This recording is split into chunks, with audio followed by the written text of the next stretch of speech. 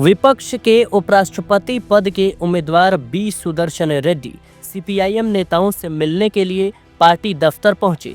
इस मौके पर उन्होंने कहा कि मैं आप सभी को विश्वास दिलाता हूं कि अवसर मिलने पर मैं भारत के संविधान की रक्षा के लिए हर संभव कोशिश करूंगा। मैं सीपीआईएम के अमूल्य समर्थन के लिए उनका आभार व्यक्त करता हूं। यह मेरे लिए बहुत मायने रखता है। 9 सितंबर को होने वाले उपराष्ट्रपति चुनाव के लिए इंडिया गठबंधन ने सुप्रीम कोर्ट के पूर्व जस्टिस बी सुदर्शन रेड्डी को अपना उम्मीदवार बनाया है, जबकि एनडीए की ओर से महाराष्ट्र समेत कई राज्यों के राज्यपाल रहे सीपी राधाकृष्णन को चुना गया है। भले ही आंकड़े एनडीए के पक्ष में हो, लेकिन विपक्ष भी अपना साझा उम्मीदवार खड़ा करके चुनाव को दिलचस्प और रोचक बनाने में लग गया है।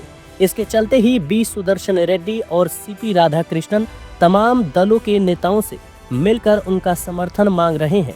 बीते दिन समाजवादी पार्टी के प्रमुख अखिलेश यादव ने लखनऊ में पार्टी मुख्यालय में विपक्ष के उपराष्ट्रपति पद के उम्मीदवार बी सुदर्शन रेड्डी से मुलाकात की और कहा कि यह चुनाव केवल सत्ता के लिए नहीं, बल्कि न्याय और संवैधानिक मूल्यों की लड़ाई है। उन्होंने कहा कि संविधान, कानून और लोगों के अधिकारों की रक्षा में सर्वोच्च न्यायालय के पूर्व न्यायाधीश के लंबे कार्यकाल ने उन्हें इस उच्च संवैधानिक पद के लिए सर्वोत्तम विकल्प बनाया है। उन्होंने भाजपा पर उपराष्ट्रपति पद को एक विशेष विचारधारा से जोड़ने की कोशिश करने का आरोप लगाया और कहा कि ऐसा दृष्टिकोण राष्ट्रीय हित के विरुद्ध है। बी सुदर्शन रेड्डी ने मंगलवार को कहा था कि वह आभारी हैं कि जो लोग इंडिया गठबंधन में नहीं हैं, वे भी उनकी मदद के लिए आगे आ रहे हैं। रेड्डी ने सभी राजनीतिक दलों के सदस्यों से दलगत भावना से ऊपर उठकर योग्यता और सिद्धांत के आधार पर उनकी उम्मीदवारी पर विचार करने की अपील की। उन्होंने कहा, आप जानते ही हैं कि विपक्ष ने मुझ पर भरोसा किया है और मुझे उम्मीदवार के रूप में चुना गया है।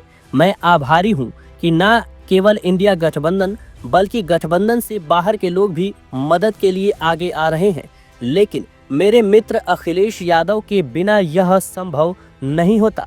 रेड्डी ने हाल ही में दिल्ली में आप नेता अरविंद केजरीवाल और चेन्नई में तमिलनाडु के मुख्यमंत्री एमके स्टालिन से भी मुलाकात की थी। Bureau report, media 24/7 Delhi.